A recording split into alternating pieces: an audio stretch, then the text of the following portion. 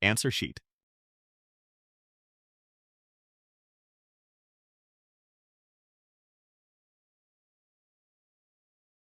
We are told that from the top of a 100-meter lighthouse, the angles of depression of two fishing vessels are 48 degrees and 36 degrees. First, we draw a blue horizontal line to represent the sea level.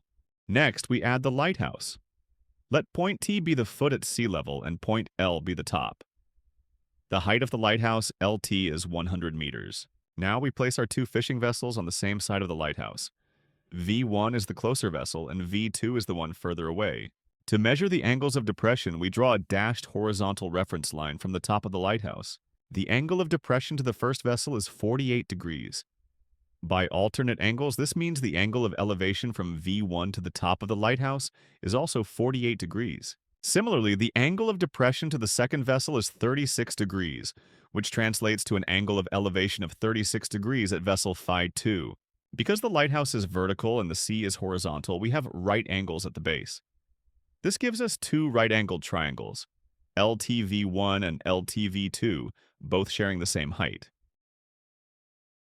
Our diagram is now complete and correctly illustrates all the information provided in the question.